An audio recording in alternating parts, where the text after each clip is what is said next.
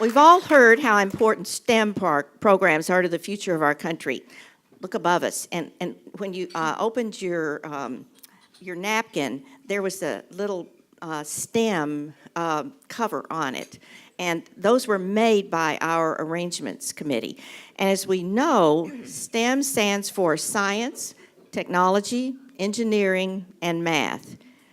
We hope you say hello or said hello already to our Girl Scout astronaut and the NASA scientist as you arrived. They represent the next generation of well-educated leaders and are part of Girl Scouts of Western Oklahoma.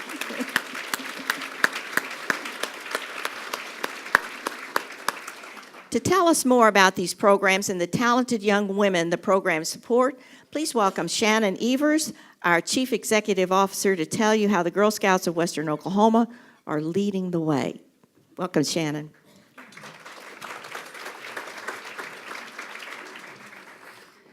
Let's go back for a moment to the year 1912. Imagine a time in history when women had very few rights and choices were limited. There was no Me Too movement, educational opportunities were limited, and depending on social status, a woman's life was pretty much determined before she was born. You've heard all of the stories. I know many of you have sat through history classes. But women couldn't vote. They couldn't own property. Women really had no voice. Yet, in that very same year, a courageous woman by the name of Juliette Low picked up the phone, called her cousin, and announced that she had something for all the girls of Savannah, for America, and the world.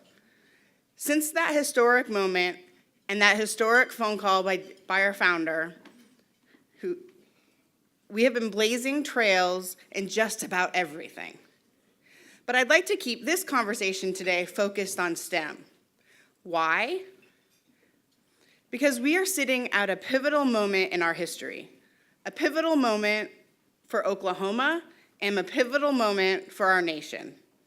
Women continue to be underrepresented in STEM. In Oklahoma,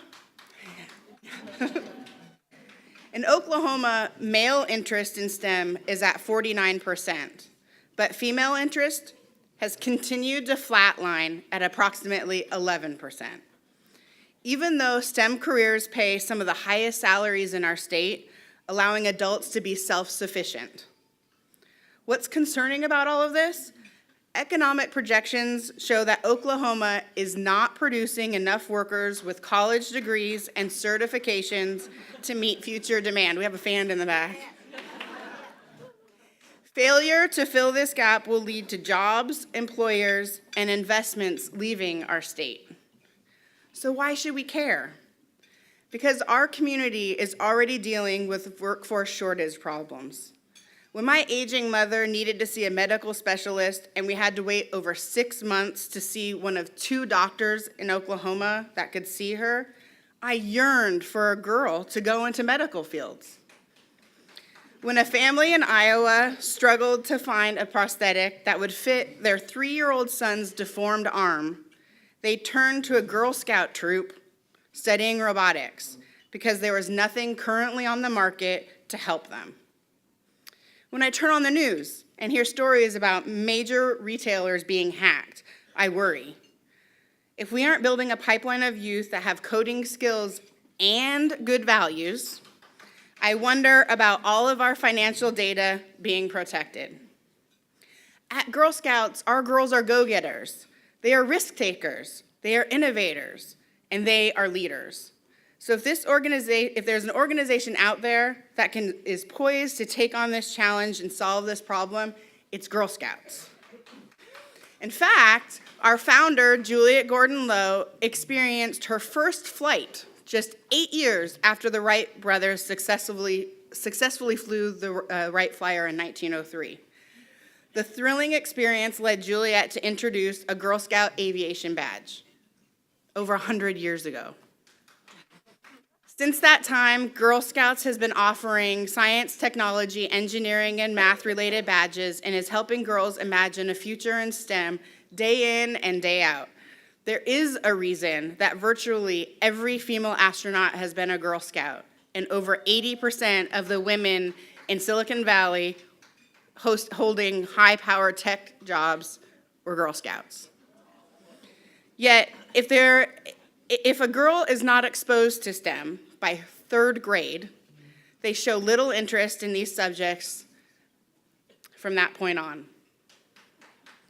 You combine low interest with insecurity in their abilities, outdated stereotypes that boys are better in math and science, and being uncomfortable being one of the few women pursuing a STEM education or career, and it's a recipe for disaster. But when we expose girls to new ideas and let them lead the conversation, we can make a difference. I witnessed this firsthand at an event we did this last year during the solar eclipse. We rotated girls through various stations to learn about the sun, the eclipse, and even ultraviolet light. The girls learning about ultraviolet light were making bracelets with special ultraviolet beads. One girl in particular was having a blast, and I got on the floor and I started a conversation. While most kids were buzzing about special glasses and they were anxious for the eclipse to begin, she shared with me how stupid she thought it was that they had to spend the entire day doing STEM. She was in 3rd grade. But I pushed on. She liked the activity because she was going to be a fashion designer. Her aunt was teaching her how to sew. Pink sequins were her absolute favorite. I asked her if she had ever thought about people who travel to space and about the outfits they wear. I was barely finished with my sentence when she burst out with all kinds of fashion advice and thoughts. She connected the dots between safety and function and began asking questions. I couldn't even begin to answer them. Other girls gathered on the floor in our little circle. What started out as a simple bead activity turned into a conversation about ultraviolet light, radiation, and how what materials astronauts have in their suits might be more scientific than we had actually thought. I pulled out my phone, I Googled it, and we learned together. Fast forward a few months. I ran into the girl and her mother at another Girl Scout event where she was programming a robot. She looked up, grabbed her mom, and ran across the room. "Miss Shannon," she squealed. "I figured it out. I'm not going to be a fashion designer anymore. I've decided I'm going to work for NASA. Maybe if I'm lucky, I can design a lightweight spacesuit that protects the astronauts that's also a little more fashionable. Or maybe design a robot that doesn't look like a roach." She ran back to the task at hand, and I spoke to her mom. She couldn't say enough about the solar eclipse and how it literally was the topic of conversation at the dinner table for almost a month. She was an astronaut for Halloween, in a suit she sewed. More importantly, her math scores were up, and she no longer fell asleep during science class. We reached her at 3rd grade, inspired her to dream big, challenged her with real-life problems, encouraged her to find the answers. She's hooked for life. And she's not the only one.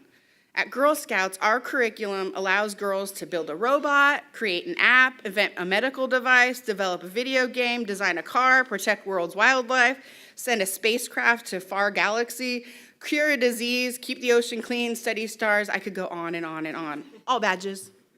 The possibilities are endless. But we cannot do it without you. This event is our largest fundraiser of the year. While there is no expectation that you give today, many of you already have, thank you, there is an opportunity for you.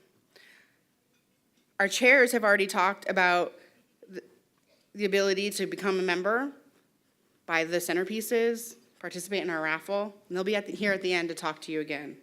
But let me share a little bit about what can happen when a community invests in Girl Scouts. When we receive a donation of $75, we can cover the cost of a membership, a uniform, and handbooks for a girl that doesn't have the ability to pay. When you invest $250, it covers the cost of engineering kits for 40 girls so they can learn about aerodynamics, friction, velocity, gears, and pulleys. $2,500 can help subsidize the cost of Geekapalooza, a STEM-themed, family-friendly event where more than 1,000 people gather to have a full day of fun STEM activities. But you want to talk about an investment? To be competitive in a global market over the next decade, the U.S. will need an outstanding 1 million more STEM professionals than it is currently on track to produce. Where will they come from? With your help, they'll come from Girl Scouts. Reports show that STEM occupations are growing at double the rate of other professions, and we're committed to filling the STEM workforce pipeline. To make it happen, we've made a pledge to girls and our communities. Girl Scouts will put 2.5 million girls through our hands-on STEM program by 2025.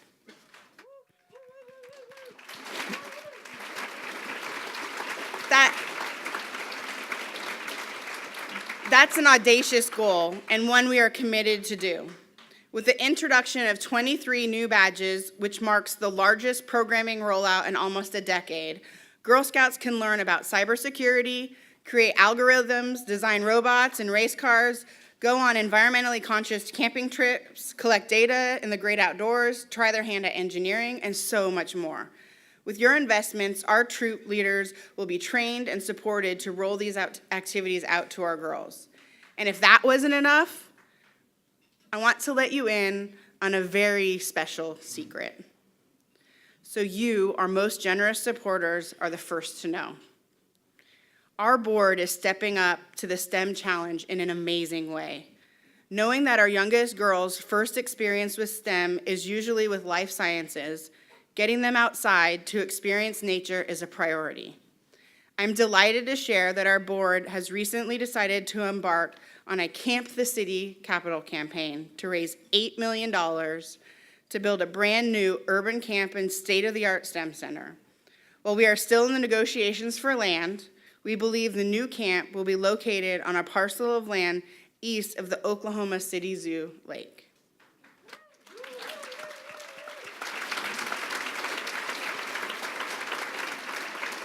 In addition to all of the typical camp amenities, through unique partnerships, girls can expect to access the real-world research, conservation efforts, and access to professional experts that enhance our curriculum in a way that our troop leaders just can't do on their own. As girls learn about aerodynamics as they zip across the lake to the backside of the zoo on a zip line, experiment with robots underwater in our pool, or conduct experiments in our STEM lab, girls will have access to resources that will inspire them to stay inquisitive and solve problems. Does that sound like something that you want to be part of? Yeah. You can stop by the table in the lobby and let us know. Getting to $8 million will require all kinds of support. These investments will ensure that our girls have STEM opportunities right here in our state. Now, earlier I mentioned that our Girl Scouts are go-getters, innovators, risk-takers, and leaders. The next three people you will see are all Girl Scout alum that are STEM gurus. Molly, an inquisitive girl that uses science to solve problems. Robin Tesch from Baker Hughes, a GE company, who's a troop leader that is committed to giving her girls an incredible experience. And obviously, our speaker, a trailblazing role model for all. Please direct your attention to the screens to meet Molly. Molly, can you please take out the trash?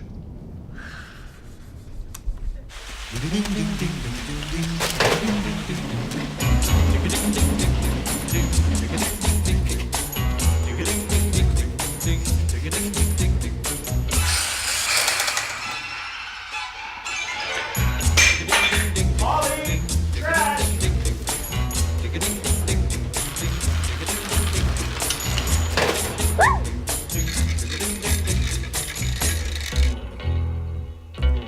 Hey, Molly?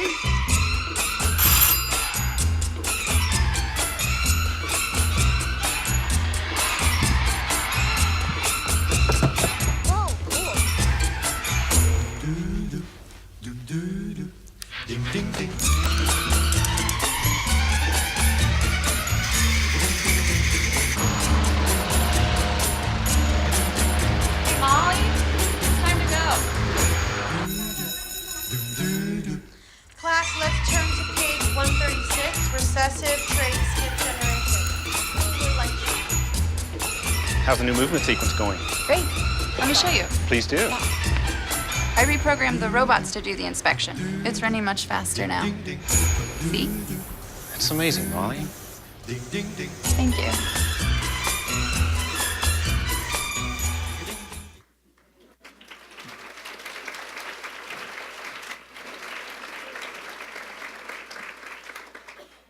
Good afternoon. My name is Robin Tesch, and I'm a lead financial senior leader at GE, Baker Hughes, a GE company. And I am so pleased to be here today to represent my company as well as the Girl Scouts.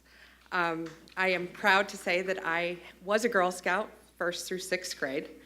I was a top cookie seller of my troop and found my love for counting money with my allowance and with the cookie money that we made. I spent many a time stashing it away and counting it on my mom's high-tech calculator. I stand here before you today as a troop leader for my youngest child. She is now in 6th grade, and I have been a troop leader for 7 girls of a working mom's troop in the Edmond area for the last 5 years. I had a group of girls who were very shy and very much extroverted or introverted. And what we did is we brought them together, and they have joined a crew of girls who are changing and being authentic leaders themselves in their communities, in their schools, and in their Girl Scout troop. And we are so proud of them.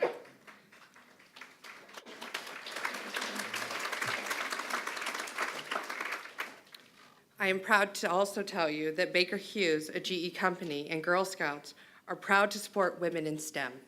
Thank you.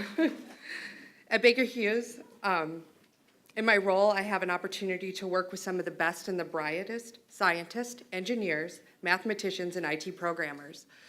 My company supports a family day in which we bring our children in to participate in STEM activities with their parents in our facility. I participate in innovation days with our top engineers, our top IT programmers, to come up with new ideas and innovation that we bring to you, the community, quarterly. And annually, and on a daily basis, we have an open environment in which people feel comfortable to present ideas. And we are hoping that this continues throughout all the companies and all of the environments that our Girl Scouts get to experience. As a proud member of BHGE, I am also thankful that we have an outreach program for the Oklahoma community.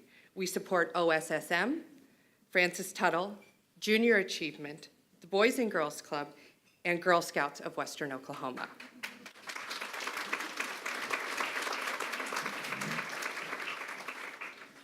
Today, I have been asked to introduce our keynote speaker, and I had the great pleasure of having dinner with her for just a couple of hours last evening.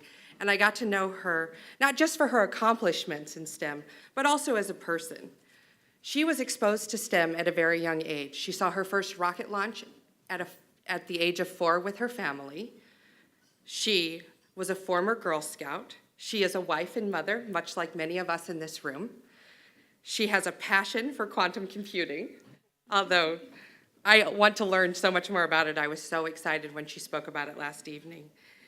She advocates for young people in STEM and for our environment, and continues her pursuit of scientific knowledge through many of her career highlights, through teaching, through speaking, and through being a part of the world community.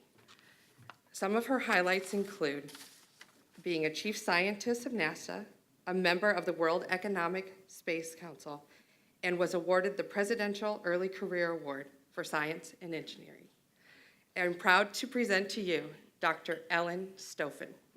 Thank you.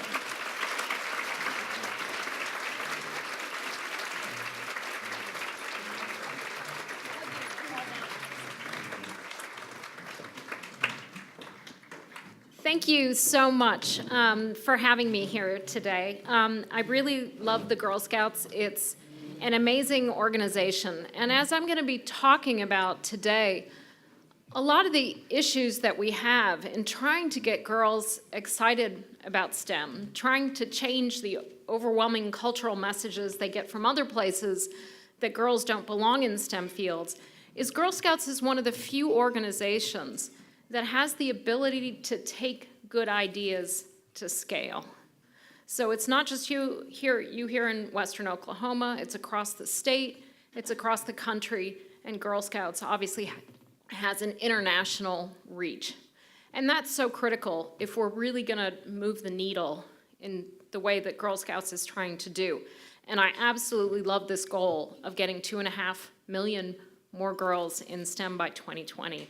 So we need to go do this. So what I'd like to talk to you a little bit about today is some of the motivation for why this is important. Why do we need more kids in general in STEM? What's exciting about it? Because I think that's something sometimes that gets a little lost. You know, it sounds so serious, you know, mechanical engineering, aerospace engineering, fluid dynamics, these things sound, quantum computing, they sound intimidating. But really what it is how do we solve the problems around us? How do we solve the challenges in our increasingly technological society? How can we make life better for people on this planet? And what that takes is STEM. So what I want to talk about today, at least a little bit, is give you a sense of all the amazing, cool things that are going on right now in space exploration, and then really bring that back to why this is so important for girls. So you heard a little bit of my life story. So I always feel when people say, well, how did you get interested in having a career in STEM? That I really do have this odd story. So my dad actually really was a rocket scientist. That's him with the beard and the weird haircut there in the upper left with my mom and my sister. And my sister turned out to be an attorney, by the way, so this didn't affect her in the slightest. But my dad actually started at NASA before it was NASA, and right in 1958, a couple months before the space agency was formed. So it's actually a really special year for NASA this year because it is NASA's 60th birthday.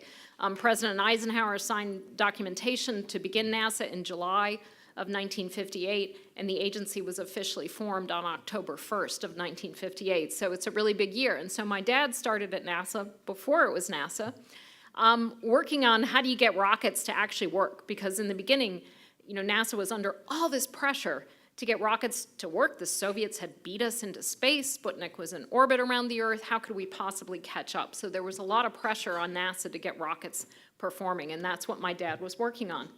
So I went down to my first launch at Cape Kennedy. This was, you know, back in the day when you got dressed up to fly on an airplane. It was really exciting, you know, and I do remember it even though I was only 4 years old.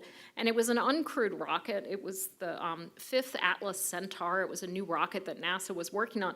And it literally, as you can see, exploded on the launch pad. And I remember it really distinctly because it actually made this giant mushroom cloud explosion. What I don't remember is that apparently right after that, my sister, who's 2.5 years older than I am, apparently we went absolutely hysterical because somehow we thought my dad like stood by the rocket and like pushed a button to make it go up. But he, of course, was in a blockhouse and he was completely fine. So I really liked science growing up. But there weren't a lot of ways for me to get involved with science at that point. This was the 1960s. But I liked to pick up rocks. I thought it was really interesting. And when I was about 10 or 11, my mom was taking a geology course because she was getting her master's in education. She was a science teacher. And I realized that I really loved this subject of geology that I'd never heard of before. How does the world around us form? How could geologists actually look at rocks, layers of rock, and figure out the story of the Earth from rocks? I thought this was amazingly cool. And then it was 1975, my dad was launching the first 2 landers to Mars, called the Viking landers. And we went down to Florida, again, for the launch. They were successful this time. And this guy named Carl Sagan was talking to the families of the people who were down for the launch about why we explore Mars. And he said some of the same things at that speech that I'm going to say to you in a few minutes when I show you a picture of Mars. And I got really intrigued. Wow, geology plus space, this was for me. So at the age of 14, I decided that I wanted to become a planetary geologist, and that's what I did. So I study volcanoes. I go out and wander around in Hawaii and in Sicily and look at how volcanoes work on Earth and try to understand how volcanoes work across the solar system. And I've been able to work on a lot of NASA spacecraft, but the most fun that I have is when I can get out and talk to kids, like I was able to do thanks to the Girl Scouts this morning when I got to go to a local elementary school. Because I think it's so important for kids to really see role models that look like them. Over 90% of kids, when they're asked to draw a scientist, they draw a man in a lab coat, a white man in a lab coat. So we have to change that image of what a scientist looks like, even if we have to do it one classroom, one school at a time.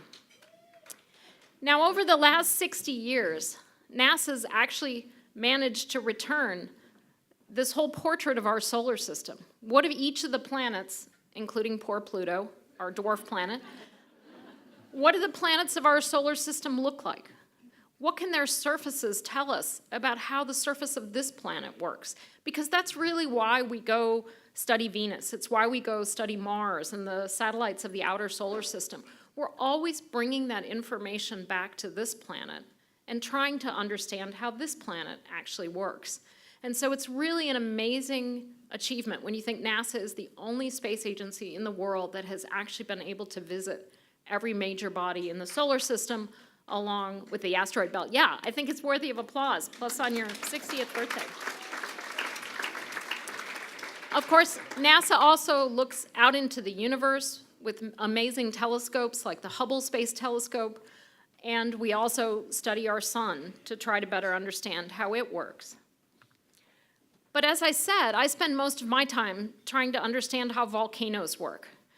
Because there's such amazing features on the surfaces that you find across the solar system, and they have this amazing effect not just on the surface of the planets, but they also have a big effect on the atmospheres of planets. So I've done a lot of field work in Hawaii, which you see in the upper left, and you see me standing next to what's called a skylight, that little opening where you can watch lava flowing under the rock. And the reason I'm cringing like that is because literally it's like standing in front of your oven when your oven's set at about 450 and you've just opened the door. That's how much heat is coming out of that little hole. So I only stood there for a minute and then I ran, and luckily didn't trip on any of those rocks. The volcano in the upper right is Olympus Mons. It's the largest volcano in the solar system. It's located on the surface of Mars. And the one in the lower right is a volcano called Mat Mons, which is located on the surface of Venus. Now, again, the reason we study all these different volcanoes across the solar system is we really have this fundamental question of how do volcanoes work? And one of the reasons we want to know that is because we actually have a habit of living right next to hazardous volcanoes right here on Earth. If you go and visit Pompeii right now, and Pompeii is such an amazing place, and we all know the horrible events that had occurred there. Pompeii, Vesuvius, which is the volcano that destroyed Pompeii with the large eruption, it actually last erupted during World War II. It's still an active volcano. And if you go and stand in Pompeii and look up towards the volcano, what you see is continuous human settlement all the way up the slopes of the volcano. Hospitals, police stations, apartment buildings. So we live near hazardous volcanoes, so we need to know when are they going to next erupt? How far are the lava flows going to go when the volcano erupts? How powerful is the volcano going to be when it erupts? And this is important not just for people who live in Italy by Mount Vesuvius, but for people who live in Seattle by Mount Rainier, for people who live near hazardous volcanoes all across the surface of this planet. So we look at how volcanoes work on other planets where the conditions are slightly different, the atmospheres are slightly different, the rocks are slightly different. And it gives us the ability to better understand how this planet works. But one of the places we're the most fascinated with trying to understand is this place. And if I told you this was a shot of somewhere in Utah or somewhere in the Middle East, you would probably believe me, but you also probably believe this is the surface of Mars. This is a place called Gale Crater on the surface of Mars, and our Curiosity rover has been actually slowly climbing that mountain called Mount Sharp over the last 3 years. Now, this has been particularly fascinating because one of the things we've tried to understand with Mars is what is the history of water on Mars? Was Mars always this dry desert planet that we see today? Or was it wetter early in its history? We've long known that Mars has river channels carved across its surface, but we wanted to know how long did Mars stay wet? How wet was it? And what we've learned by going to Mars and actually studying all these layers of rock, Curiosity goes about 20 yards, it stops, it analyzes a layer of rock, it goes another 20 yards, so it's been very laboriously unraveling the history of Mars by studying these layers of rock in Gale Crater. And what we've figured out is that about 3.5 billion years ago, Mars looked like this. It had an ocean's worth of water on its surface. Now, about 3.5 billion years ago, the Earth at that time looked about the same. And that's when life evolved here on the surface of the Earth. It was a wet planet, the conditions were pretty conducive to life, and life evolved on the Earth very rapidly. So why shouldn't the same thing have happened on Mars? The conditions were extremely similar. So when we try to understand, could there be life beyond Earth? Mars is really our prime candidate. We want to go and really look at those layers of rock and try to see, can we actually find evidence that life evolved on Mars? But the problem is, those conditions on Mars only lasted for a couple 100 million years. And probably most of you in this room say, well, that sounds pretty good. No, as a geologist, a couple 100 million years is really rapid. So life probably on Mars never had the chance to get very complex, probably not much more than sort of algae, basically single-celled organisms. So it's going to be hard to find when you're looking for fossils of algae. That's a pretty tough go. So I think it's going to take geologists on the surface of Mars, wandering around, picking up a lot of rocks to actually find evidence of that life. But not just find evidence of life. It's not good enough just to find one fossil, because what we really want to know is how different is life that evolved on a different planet than Earth? Does it have DNA? Does it have RNA? Does it have cellular structure like life here on Earth? And if not, how can we use that information to help us better understand life right here on Earth? So how are we going to get people to Mars? This sounds like a tough thing. But I will say, before you say it's a tough thing, remember President Kennedy in 1960 gave us a decade to get to the moon. And at that point, we had nothing. As I'll talk about in a minute, we didn't have the math to help us figure out how to get the rockets there. We didn't have any of the facilities like Johnson Space Center and Kennedy Space Center. We had nothing. And in 9 years, this country took us from nothing to having humans walking on the surface of the moon. Right now, we're way ahead of that. So this is the International Space Station. It's orbiting the Earth for, I love to go out and talk to kids, because for kids who are 17 years old and younger, the International Space Station has actually been up that long. So for 17 years, we have had people living and working every day in space. So normally there's 6 people up on the space station. Right now there's 3. There's a crew of another 3 going up, I think this week or next week. So what do they do up there every day, day in, day out? Well, one of the things they're working on is how do we get humans to Mars? It's 8 months to Mars, 8 months back. How do we keep humans healthy for that period of time? How do we make sure all the systems work? How do we make sure they have clean air to breathe? How do we make sure the toilet works? So these are important questions that we work on, technologies to help us get to Mars, but also a lot of issues around human health. When you put humans into space, we lose muscle mass, we lose bone density. Now, researching that is important because, especially for those of us of a certain age, those are things that happen to us right here on Earth. And so finding ways to keep astronauts healthy actually helps human health right here on Earth. And I want to say, as we heard, over 90% of the women astronauts were originally Girl Scouts. These are just some of the amazing astronauts that we've had in space. Mae Jemison on the right is the first African-American woman to fly in space. Ellen Ochoa in the top center was the first Hispanic woman in space. Peggy Whitson on the bottom here she has actually, for anyone, she has spent longer in space than any other U.S. astronaut, and she recently spent about 10 months up on the International Space Station, and she's completely amazing and really funny. The 4 women up in the corner are part of one of our newer classes of astronauts, And they are determined to walk on the surface of the moon and to make it to Mars. So we have amazing women in the space program who are determined to be the first astronauts on Mars. When we talk about life beyond Earth, we're really, I've been talking about life on Mars, so that's in our own solar system. But over about the last 4 years, we've had an amazing telescope up in space called the Kepler Space Telescope. And it's really hard for you. I guess you guys have a monitor in the back of the room. But for those who are far from the image, this is just a star field that you could see. And on part of the star field, there's a set of little boxes.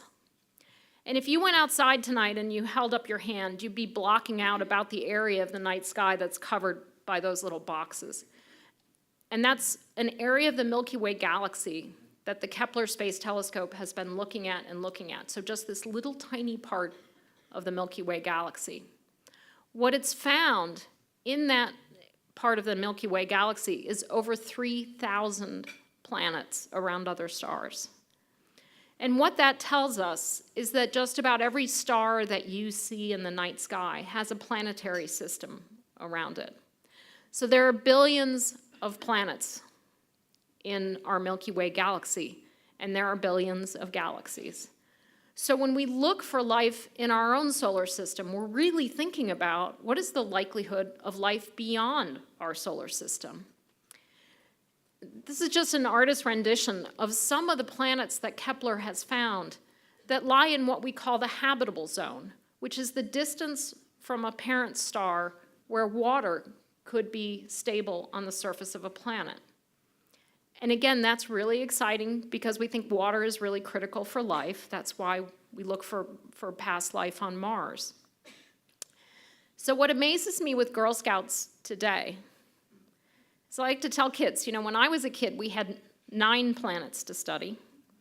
Kids today have 8. Sorry about Pluto. But kids who are sort of 9, 10, 11 years old, by the time they're in college, by the time they have a career, they're actually going to be having the technology where we can image planets around other stars, where we can really start putting the Earth, not just in the context of our solar system, but in the context of many solar systems. And again, our ultimate goal is always to turn back to our own planet and say, how does this planet work? Because of all the places we've gone, all the places we've looked, this is still the only place that we can live. And so it's really important to understand this planet. So NASA actually has 17 different spacecraft studying this planet. We have in orbit around this planet. And we need those 17 because we're looking at all different types of things, from certainly weather to how do the oceans work, how do ocean currents work, how do they change, how do the land surfaces, how do they interact with the atmosphere, what's going on with the ice at the poles. So we need all of these different satellites to be studying the most complex planet that we found, which is Earth. And there's an amazing synergy between our programs that we study outward, looking at Venus, looking at Mars, looking at the moons of Jupiter, to those same technologies that we turn back and look at our own planet. And of course, what we've been seeing is a planet undergoing an incredibly rapid amount of change, from the effects of sea level rise that we see, the lower images of Miami Beach at a high tide, where they've actually been now having to lift buildings and put in pumping systems because of sea level rise in Miami Beach. That's affecting people on a monthly basis, to the rate of ice loss that we've seen in Greenland there in the upper right. So we see a planet undergoing change at a scale that, for a geologist who's used to very slow change on the Earth, is something that we've seen that's quite unprecedented. So the other thing that we've seen in the past year or so is certainly, as somebody just said, the effects of climate change on hurricanes. And we certainly saw this. This is a beautiful yet deadly image. This is actually Hurricane Harvey, is taken from the International Space Station earlier this fall, when we obviously saw a number of extremely devastating hurricanes. But Harvey was an example of a hurricane rapidly intensifying and having much higher rainfall than a typical hurricane, and that's the signature of climate change on on hurricanes. So this is something that we monitor very closely with the spacecraft, trying to understand what is happening to our planet right now. How can we use that data to predict what will happen in the future? But we not only use data to actually predict what will happen in the future, we're trying to use a lot of the space-based data to actually help people here on Earth right now. The image in the upper left is actually data from two spacecraft that we had that are actually measuring the gravity field of the Earth. Now, bear with me here. So what it's doing is it's actually so sensitively measuring the gravity field of the Earth that we can actually watch water being withdrawn from aquifers around the world. It's really important, as you all are very sensitive to water and understanding where your water and what the sources of water is.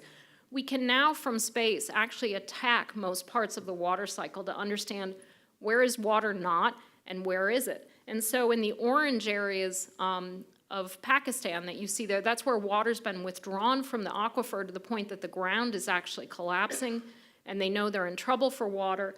The areas where it's blue and green are actually where the aquifer is saturated to the point that if it rains more, there could be devastating flooding, which will hurt people in a different way than having a shortage of water. So we're able to use our spacecraft to help people, not just in California, understand where the sources of water are and how to manage that better, but we're helping people in countries around the world, because obviously when you have a lack of water, you have difficulties with agriculture, that's a source of instability. So we can use our NASA Earth observation data to help countries around the world become not just more resilient to climate change, but hopefully more stable by being able to manage their resources better. In the lower right there is an image that was taken of Mexico City right after the devastating earthquake that we had this fall, where NASA was able to point our satellites very rapidly towards an area where there's a disaster. There's actually an international charter that gets invoked. All the space agencies around the world make it a priority to process image or any kind of data they have from disaster areas. You then get that data as fast as you can to the governments that are being affected. And in this case, that little highlighted area with the little yellow dots on it are areas where we were able to get to the government so they could better understand where there were damaged buildings, damaged assets like railroads, bridges, so that they were able to start directing their aid as rapidly as possible. So Earth observation data, combination of government data, increasingly private sector data, has been really amazing to help us manage how we live life on this planet, protecting human health and making it a lot safer for everybody.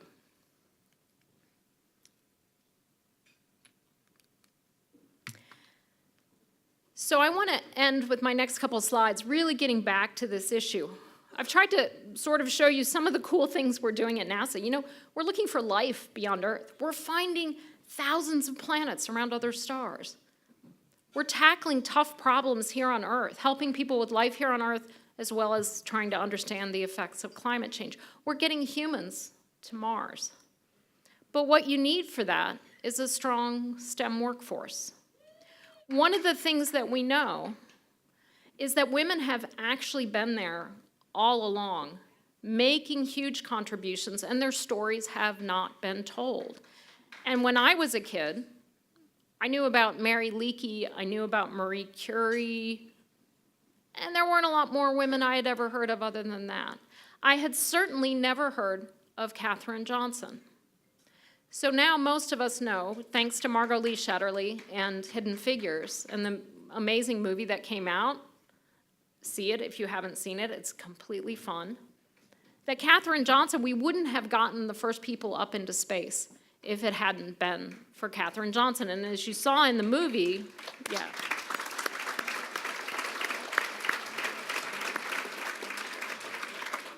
As you saw in the movie, it was to the point where John Glenn really did say, has that girl from Virginia checked the math on this before he would get onto that spacecraft and go into space, because he knew that she knew the math and had done the math.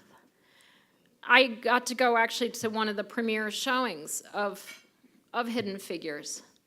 And Taraji P. Henson, who played Katherine Johnson in the movie, said, you know what, I feel cheated. That is, when I was 13 years old, no one ever told me that African American women could work for NASA, that African American women could change how we explore this planet and the world.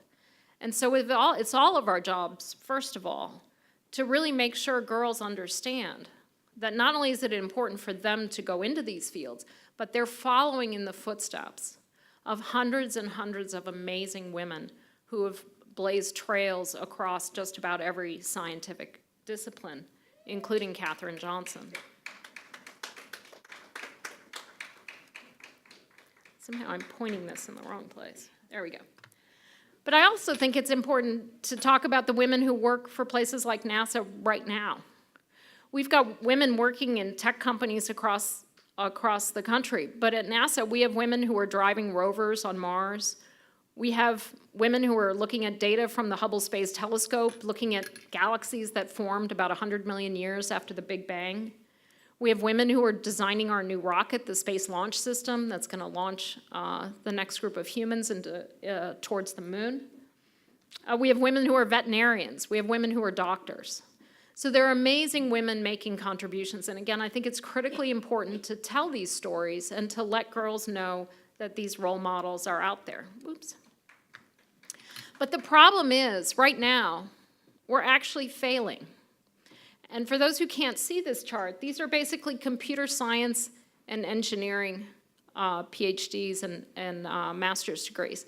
It's been flat to declining, especially in engineering and computer science for women over the last couple years, after a lot of groups have really tried to move the needle. If you look at the fact that the post-millennial generation is actually majority minority, we have fewer people of color who go into STEM fields. We have fewer women who go into STEM fields. This is a coming crisis for the country if we don't find ways to encourage people of color and women to go into STEM careers. And again, this is really hard for many of you to see. But as Shannon said right in the beginning, these are the careers of the future. Everybody talks about AI, blockchain, cybersecurity. These are the careers of the future. And so over half of our population is missing out on the careers of the future if we don't do the work we need to do to encourage them to go into these fields. So I really applaud the Girl Scouts for what you're doing. I applaud your efforts in getting 2.5 million girls in STEM. I really am excited about the new center that's going to be built. And I wanted to leave a gift for the Girl Scouts of Western Oklahoma. So over the last year, I had the real honor to work with the American Girl Corporation on their Doll of the Year. Her name is Luciana Vega. She's Chilean-American. She wants to grow up to be an astronaut. She goes to space camp. She messes up. She struggles. She makes mistakes. And she picks herself up and figures out how to do it right. And she never stops trying. And that's the spirit that I think the Girl Scouts is able to instill in girls, is that spirit of you can do it, the spirit of never give up, and the spirit to achieve amazing things. So thank you for having me here today, and I'm happy to leave you with this doll. And I think we have time for a few questions. Thank you.